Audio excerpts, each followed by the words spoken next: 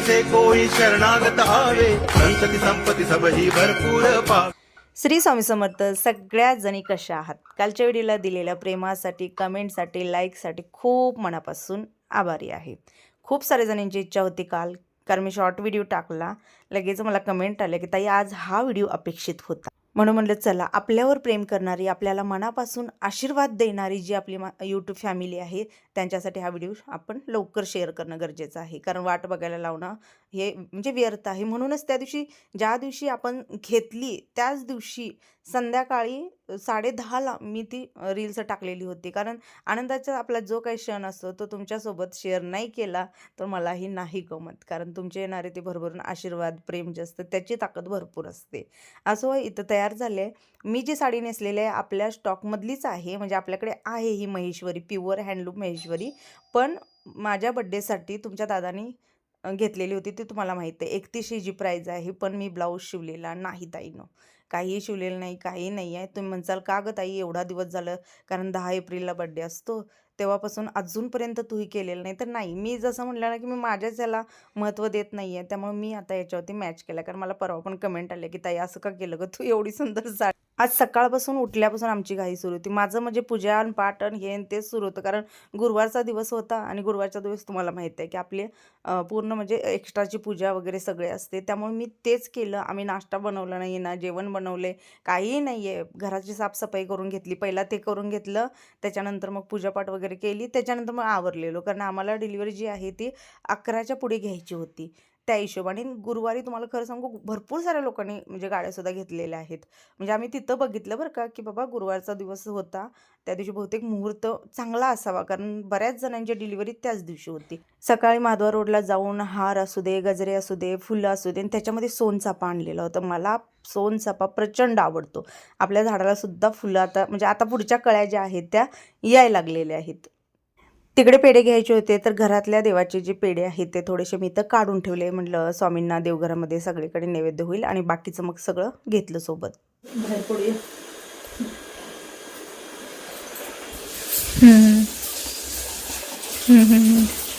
डबा घे डबा. आज सगळी पूजा झाली, कारण मी नैवेद्य वगैरे दाखवलेला नव्हता. म्हटलं बाहेर पडायच्या वेळेला आपण नैवेद्य वगैरे दाखवूया. तोपर्यंत आर्यननं चाफ्याची फुलं जी आहेत ती सगळीकडे वाहून घेतली. उर्वरित जी काय राहिलेली होती लास्टची पूजा करून मग आम्ही बाहेर पडणार. तयार झाले. नथ घाल म्हणून एवढा गोंधळ घातला या लोकांनी. दिदी असू, भैया असू, दादा असू. दादाचा पहिला असते, दिदी पण ते नजर ना लागो. पण दिदीला ही साडी लय आवडले. ब्लाऊज मला मॅच होतोय, त्यामुळे मग तो ब्लाऊज दिदीला शिवून घेत. सिंपल आवडले तिनं. सगळ्यात भारी एवढ्या सगळ्यात तुमचे दादा दिसायला लागले. हा, हे बघा दादा, बघा दादा. आणि सगळ्यात भारी आमची आई बघा, पैठणी नेसली आहे. मला ही पैठणी जी आहे ना ही पूनम आणलेली आहे बघ. छान झाले, छान दिसले. किती फरक आहे बघ, किती क्लिअरिटी मध्ये. 200, 300, 100चा फरक आहे. 10,000चा फरक आहे दोघांमध्ये. हा भारी. हा बघा, हा काय नटलाय बघा हिरो, चष्मा घालून, व्हाईट कपडे घालून.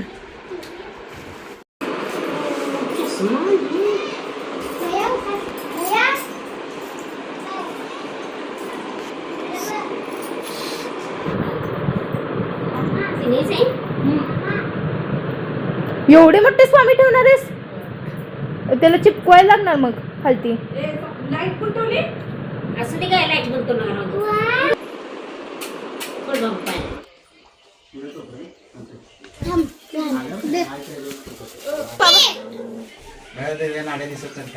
बघा की ती काय करायला लागले.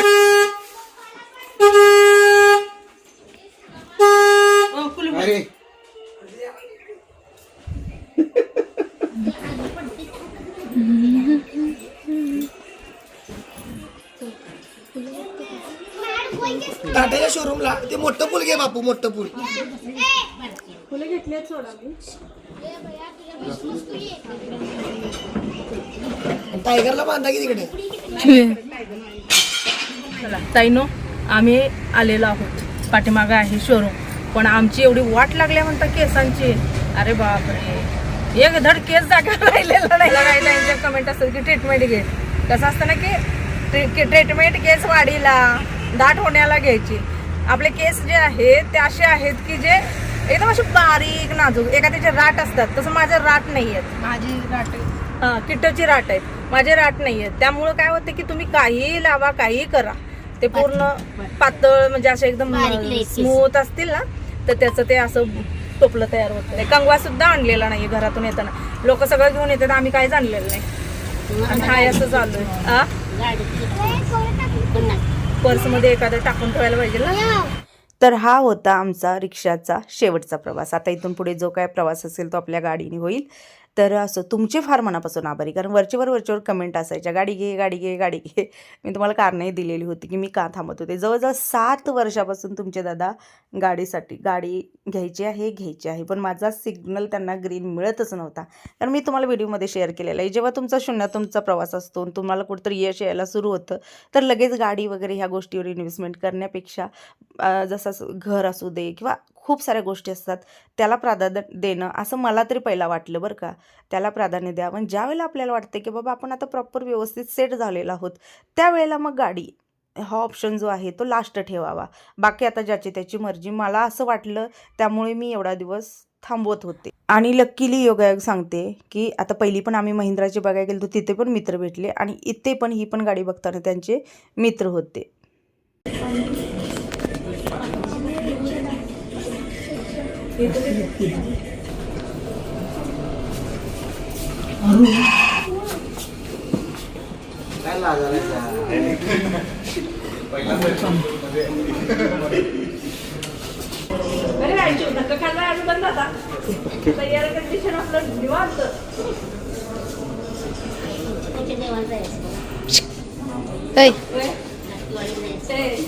सेम कपडे त्याला घेतले, तू सेमच का घेतोय? तिला जुळवाय तिथं काय?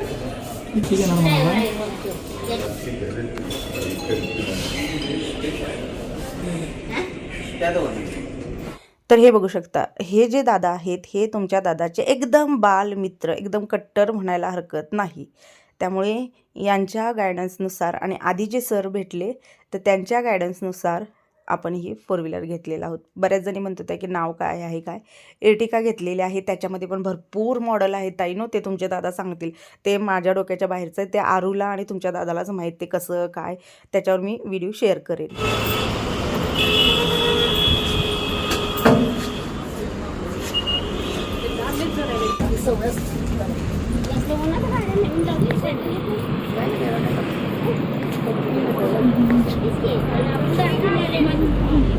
तर ही समोर जी आहे ती आपली गाडी. फक्त एवढंच होतं की या दिवशी डिलिव्हरी भरपूर होते, आणि ज्यांच्या आधीपासून नंबर होते ना, त्यांच्या डिलिव्हरी होईपर्यंत मग आपलं जे काही पूजा करून बाहेर काढायची होती. आणि नंबर प्लेट जी आहे ती सध्या नियम आहे बहुतेक की नंबर प्लेट शिवाय गाडी बाहेर जात नाही. हे जे आमचं सगळं प्लॅनिंग होतं हे आधी होतं, 25 तारखेलाच होणार होतं, पण ते नंबर प्लेट काही कागदोपत्री काम जे होतं ते थोडंसं लांबणीवरती गेलं, त्यामुळे मग ते गुरुवार घेतलेलं नाही. आधीचा पण गुरुवारच होता.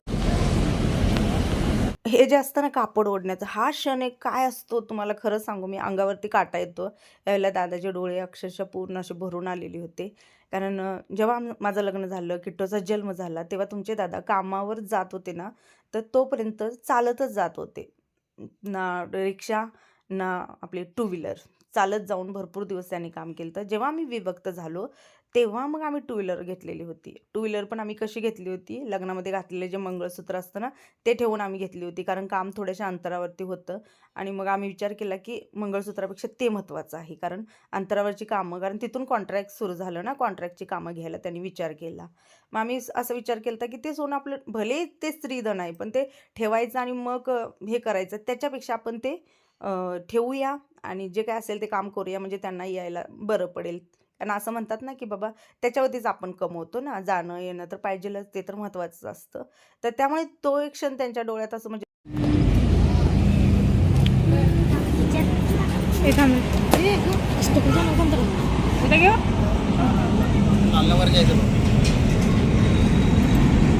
खालनावर घ्यायचं.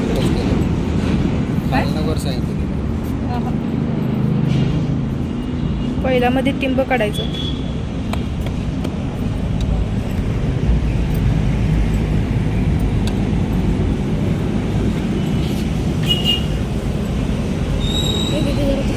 थांब रे.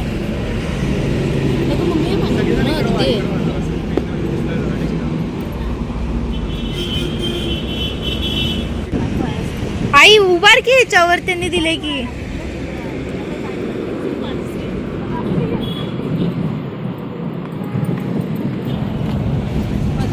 आम्हाला ना 11 नंतर डिलिव्हरी घ्यायची होती. मग त्याच्यानंतर पूजा वगैरे ह्या सगळ्या गोष्टी येणार होत्या. पण पुढच्या 2 गाड्या त्यांच्या आधी असल्यामुळे ना आम्हाला थोडासा लेट झाला होता.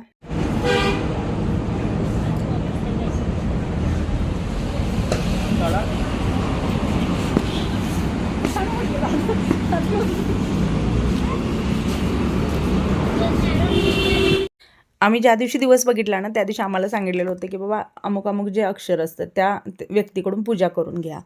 तर स नावाचं आम्हाला सांगण्यात आलेलं होतं. तर हे जे आहेत हे माळकरी पण आहेत आणि आपल्या घराचं पायाभरणी जी आहे ती या दादांकडून करून घेतलेलं आहे. तुमचे दादा, हे एक दादा आणि अजून एक दादा, त्रिमूर्ती म्हणतो आम्ही.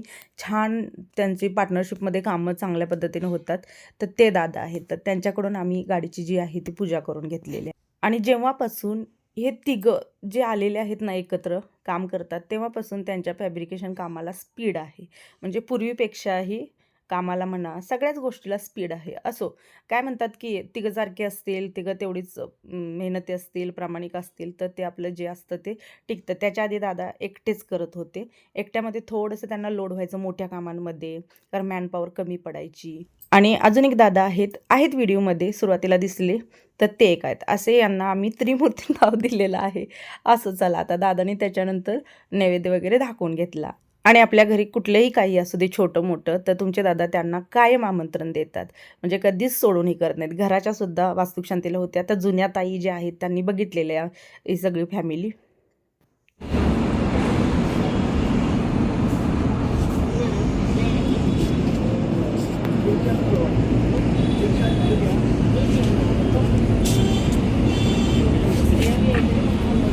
गाडीवर एक ठेवा.